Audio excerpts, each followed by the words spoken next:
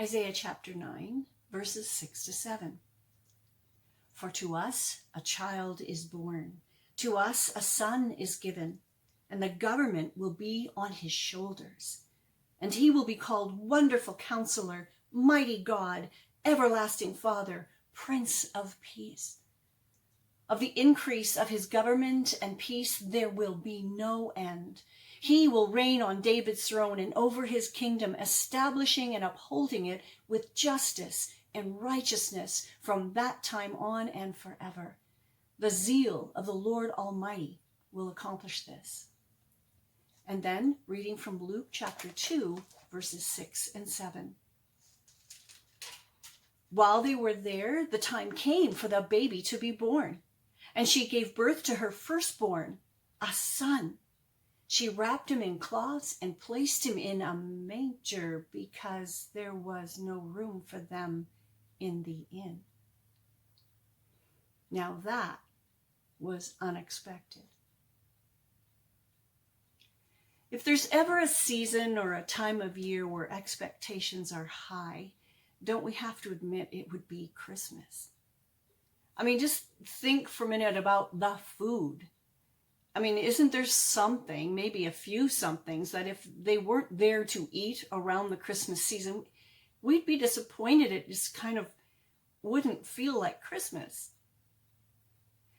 Or maybe it would be the decorations. And it doesn't matter if we're into the all-out decorations of like an extravagant putting up the Christmas tree early kind of deal, or if we're more into a simpler kind of form of decor that maybe reflects a holding back of Advent. Either way, the point is the same. There is sort of an expectation of how things are supposed to look. Or maybe we could talk about our expectations for snow. Come on, we got to admit it, that even those of us who have to shovel, we really do want snow for Christmas, don't we? I mean, maybe it can all come down on Christmas Eve and then melt away on Boxing Day, but for Christmas, don't we want some snow? And then there's the expectations for gatherings. Even if our gatherings, and maybe with our family of origin or other family dynamics, aren't even all that positive, it kind of only proves the point that there's some kind of expectation that our family gatherings or our gatherings with friends and people are going to be warm and comforting and reassuring, a place for us to belong. And then for many, there's an expectation that the season will make our times of engagement with God deeper and more meaningful somehow. Whether that's a specific kind of Christmas service where there's Christmas worship happening, or more, I'm talking about our private Advent reflections. We likely have some kind of expectation that the Christmas season will feel spiritually all Christmassy and strong and beautiful. And of course, having expectations isn't wrong. It's not bad.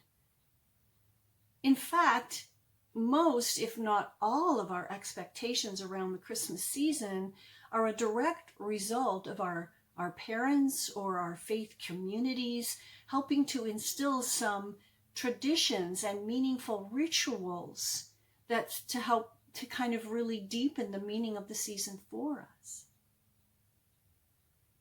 But sometimes, even at Christmas, we don't get what we're expecting. And if anything like that is happening for you this particular Christmas, which I can totally imagine is, for this year in particular, well, don't worry, because that's pretty much what the first Christmas was all about. Unmet expectations. Things not going at all as expected. We read to begin this grand birth announcement of the Messiah. And that's from Isaiah chapter 9, the part where it sounds like some great royal prince is going to be welcomed into the world in all pomp and circumstances. And then right on the heels of that, we read from Luke chapter 2, where it describes that birth, that the Messiah actually had, what it actually looked like, laid down in a manger. And the first grand announcement, which we didn't read, we're going to get to in just a few minutes, to common, lower class folks, the shepherds, from the sublime to the ridiculous. Because when it comes to the arrival of the Messiah, what the people of God were expecting and what they actually got, not the same thing at all. They were expecting a king, a mighty leader, someone of importance, someone of power and strength. But what they got was a teenage couple who were scorned by their community in the most shameful of ways, displaced by a hostile government, all during a time of great upheaval. They were homeless at the time, giving birth in the lowliest of circumstances, laying their baby, this Messiah, laying him down in a trough where animals feed.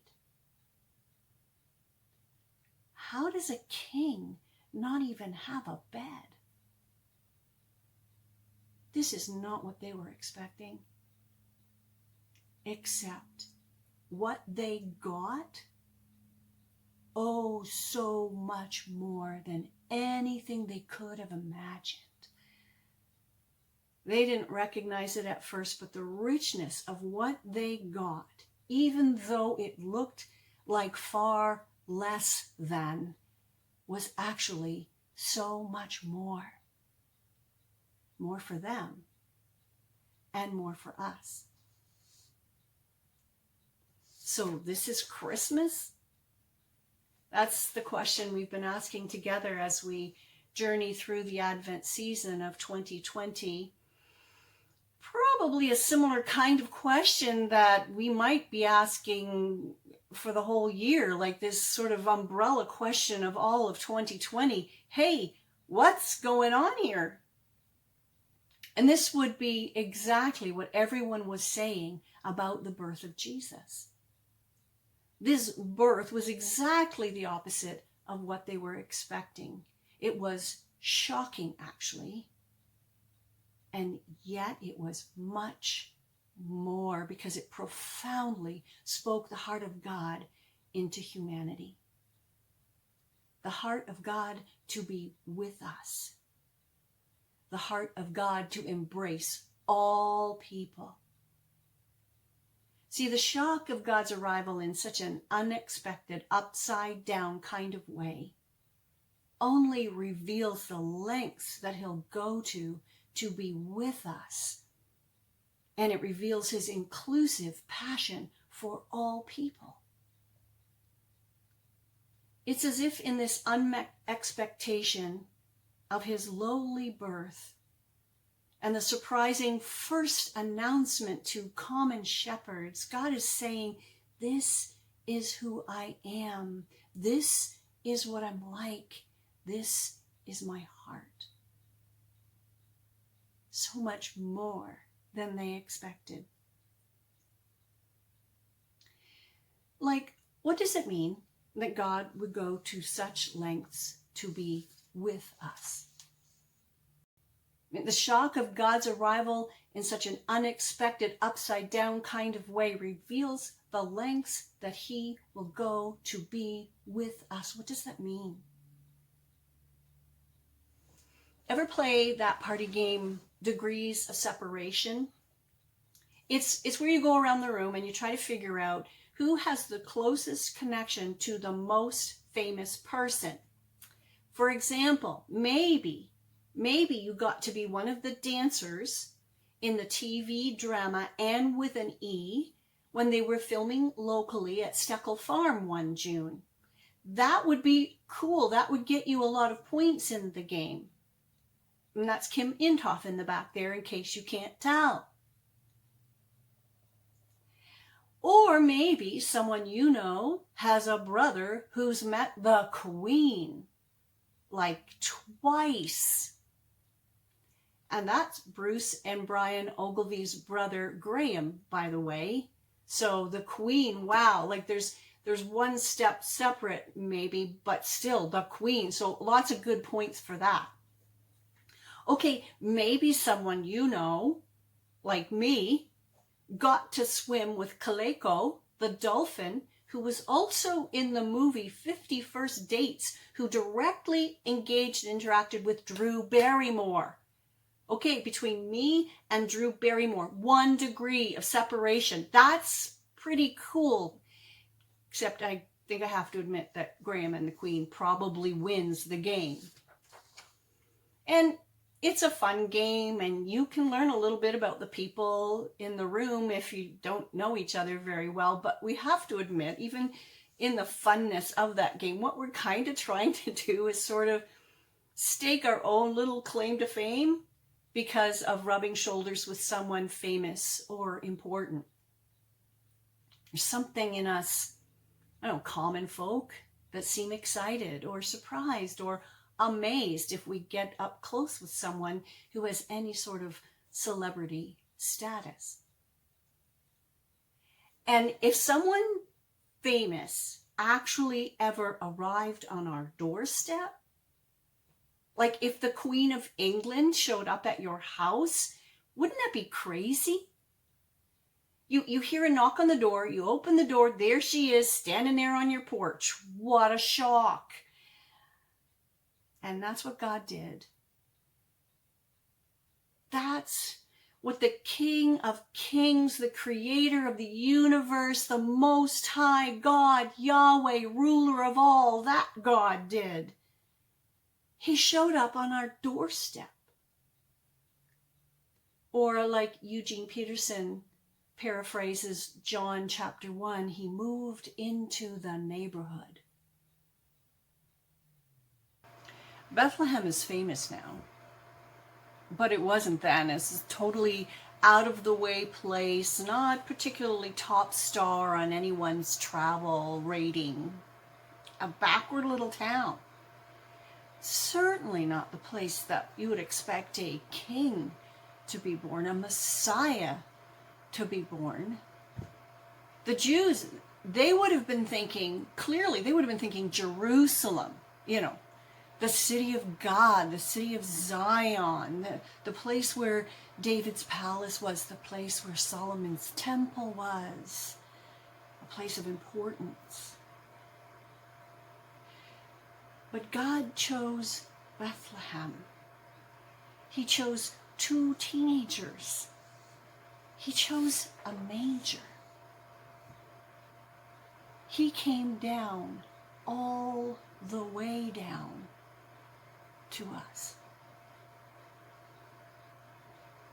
What is God saying? I'm pretty sure that Malcolm Guite's poem called Descent, also set to music by Canadian Christian artist Steve Bell, that has now become a high expectation for me for Christmas. It's just too beautiful, and it describes this with us part of God's shocking upside down arrival. And I'd like to read the whole poem if I can. It moves me so deeply. It describes the shocking contrast between the gods of Greek mythology, which would have been a faith horizon into which Jesus was born in the 1st century. And it compares that, contrasts that to the birth of Jesus himself. And it goes like this, Descent. They sought to soar into the skies, those classic gods of high renown, for lofty pride aspires to rise, but you came down. You dropped down from the mountains sheer, forsook the eagle for the dove. The other gods demanded fear, but you gave love. Where chiseled marble seemed to freeze their abstract and perfected form, Compassion brought you to your knees. Your blood was warm. They called for blood and sacrificed their victims on an altar, bled. When no one else could pay the price, you died instead. They towered above our mortal plane, dismissed this restless flesh with scorn, aloof from birth and death and pain. But you were born, born to these burdens, born by all, born with us astride the grave, weak to be with us when we fall, and strong to save. God with us. Emmanuel. It was shocking, but maybe it actually shouldn't have been, because it's been God's way all along.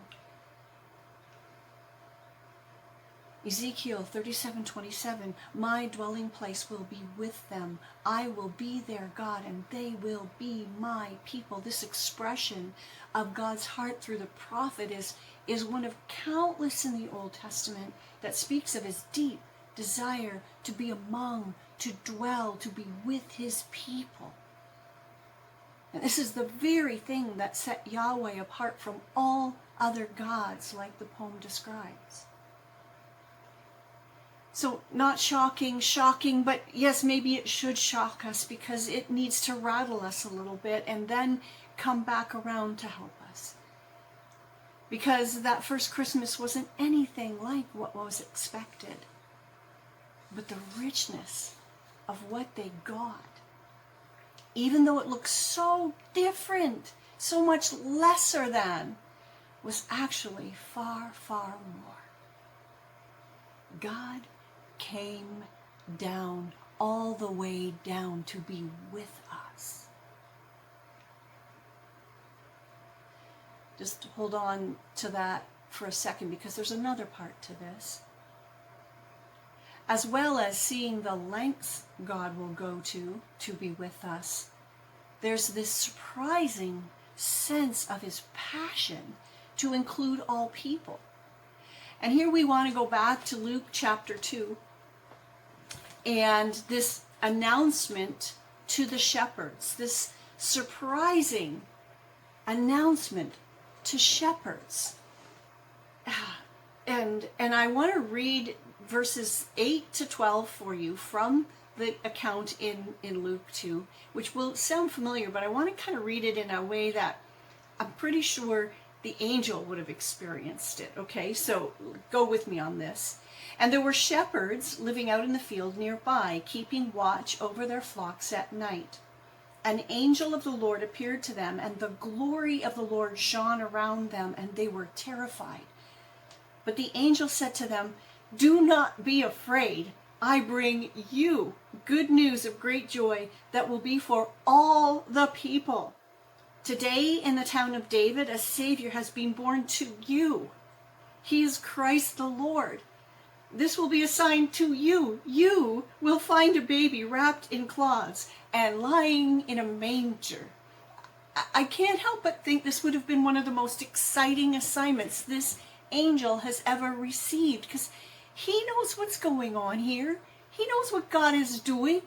I mean, I can imagine him getting the assignment from God, and God saying, okay, remember what we talked about? Remember those shepherds you were going to go make that announcement now. To those shepherds, those common guys out there, let them be in on it first and have fun. None of that's in the Bible, but I can't help but imagine God saying it just like that. Us and them. This is another game we play, most of us, unconsciously, sadly, all the time. We're not aware of it. Most of the time we're doing it on so many levels. And it's about all kinds of people, putting people into two groups, us and them. Us are the people that are like us, and the them are the people who are not. And in our minds, the them group, usually in our minds, are inferior in some way and often just downright wrong. Let's start with a somewhat harmless example. What is the time of day when you're likely to do your best work? There are morning people and there are night owls. And likely, right just now in this minute, you've put yourself into one of those two groups. Maybe not. Maybe you're more of a middle of the day person, but for the sake of this, most of us sort of fall into either morning people or night owls. I'm a morning person. That for me is the us. And maybe you identify as a morning person too, and maybe you're with me in this. And okay, let's be honest, if you're not a morning person, what do you think of me? What do you think of my joy in a routine that under normal circumstances, when there's no pandemic, would have me up at 4 in the pool swimming 1 kilometer and finish that about 5:30, then sitting down and doing some meditation and Bible transcribing, and then be ready to go and take on my day at 6:30 a.m. Let's face it, if you're not a morning person, you think I'm nuts. Guess what? You night owls, I think you're nuts. You're missing the best part of the day. One time, my friend Travis, who has given me permission to tell this story, he's a self-identified night owl, and he saw a Facebook post of mine shortly after 4 a.m., and he said to himself, "What's Ruthanne still doing up?" And then he realized I was getting up. He hadn't gone to bed yet. That's crazy. At least I would say that if I'm playing the us and them game. Here's a far less harmless way this plays out. True story, telling on myself. I was born and raised in Scarborough, and I attended high school and a church where ethnic diversity was just a given. And I always considered myself to be anti-racist, and I would actually pounce on anyone who even hinted of any kind of ethnic slur or expressed any sort of prejudice. I hated and still do the us and them of race. Then I moved to KW in 1978, and one of the first things I noticed was how white everyone was. Like getting on the bus in the morning, everyone I worked with at the hospital, everyone at our new church, like white and German usually, or of some kind of European descent. And I gotta say, it was a rather big adjustment for me. And so was this strange off to the side community called the Mennonites. I'd heard of them before, of course I had, but to see real live buggies, like going down the road, one went past my house just the other day, or to see a place at the mall where there's like a shed for horse and buggies, and be at the market, like to see people living like this. It was a thing. I worked at the hospital, like I said, and of course Mennonites came in for their blood work, and often they would come in as a whole family, or maybe even a few families together because they were sharing a ride. And here's the thing. One of my coworkers took offense to the down-to-earth aroma of folks coming in off the farm. She made a big deal of it, going out into the waiting room with a can of air freshener, sometimes even before they'd left.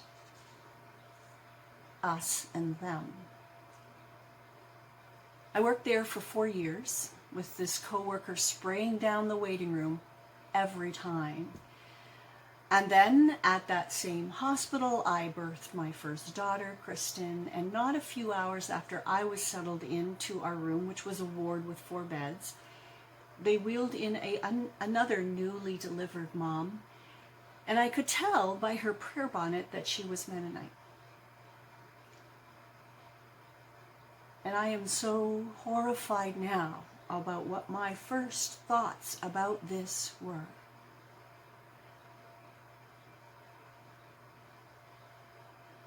The Lord did a work in my heart that day because it was so clear that despite my feelings about myself that I was not racist, I could really play a mean game of us and them. Pretty sure the shepherds had a fairly down-to-earth aroma as well. And God made his first announcement to them. Not to the ruling monarchs, not to the upper elite, not to the rich and powerful, but to shepherds, common folk, very lowly folk, people who would have been so them to almost everyone else. What is God saying? There's some rather astonishing inclusivity in this. Now, to be clear, I do not hold to the position of universalist. That's an idea that's way more complicated than this, but it might be condensed down into saying that God's love automatically includes everyone into God's eternal family. I would like that to be true. But it's not what I understand Scripture to say. And logically, ethically, it's kind of insulting to the volitional will of anyone who holds to a different belief system, or even to people who don't hold to any faith at all. In universalism, are we really saying that even atheists are defaulted into all of this when they don't want to be? I mean, God respects our choice to love him or not. And there is a place where we need to decide for ourselves. He gives us that choice, and it is a choice. But this wicked game of us and them, it's not happening out there on the philosophical level. It's happening in our own hearts and minds, even in, and sometimes most predominantly in, the confines of the church. The statements in the Bible are indeed that God loves everyone. It's us who has a problem with that, not him.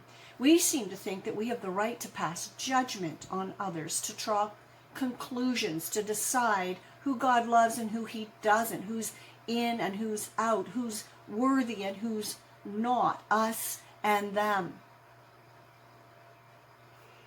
To get a better understanding of the social status of the shepherds and how shocking it would have been for the first grand announcement to be made to them, just think of a group of people that you despise. The kind of person you would really never want to be caught dead with. Instead of shepherds, think of them. And imagine them being given this incredible honor of being the first ones to hear about the news of Jesus' arrival and God's beautiful plan of salvation. Yes, yes, shocking like that. So what do we do with all this? I mean, this particular Christmas, when we're likely facing a great deal of our own disappointments because of unmet expectations, and feeling that sense of disorientation and maybe even shock that life, Christmas, right now is just not so not normal. How can we let the fact that Christmas, that first Christmas was so not what they were expecting. How can we let that help stabilize Christmas in 2020? Well, if it's the heart of God to be with us, then can we press into that? And actually, how can we resist? I mean, if it's God's heart to be with us, he went to such great lengths to be with us. How can we resist such a pursuit? Don't we want instead to turn and run towards a God like that? To order our lives and our thinking and our affections, to do everything we possibly can to to be present with God, even as he is present with us. And right now, I'm not talking about specific practices, although there are good practices that can help us, like prayer and solitude, journaling, that sort. That can all be very helpful in this, but I'm more talking about sort of a spiritual affection, a receiving of his divine affection and a mindfulness of his passionate presence, his desire to have our attention and our love. Can we let the unsettling ways of our lives right now, how they're playing out right now this Christmas, this disorientation of our unmet expectations, can we let that be an opportunity to draw near to the one who draws near to us? How can we let the fact that the first Christmas was so not what they were expecting and help stabilize this Christmas for us? God's heart is to be with us. God's heart is for all people. He went to such shocking lengths to come down to us because he is in hot pursuit of every single person on this planet. He sees their value. He knows their worth, even all the thems, even us.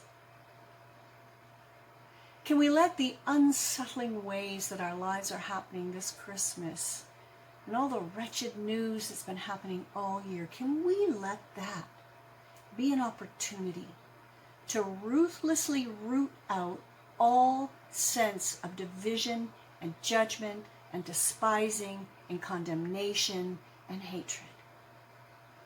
This does not reflect Christmas. And anyways, how can we tell them about Jesus if we hate them? The shock of God's arrival in such an unexpected and upside down kind of way reveals the lengths that he will go to be with us, and his inclusive passion for all people. A Christmas so not what we're expecting, except maybe what God's got in mind is so much more than anything we could imagine. Next week, I just want to give you a heads up. There's going to be a time in the service to acknowledge the severity of our losses, specifically, and those who will not be spending Christmas with us and we miss so much. So just a heads up so you know. Blessings, everyone. Be well. Stay strong.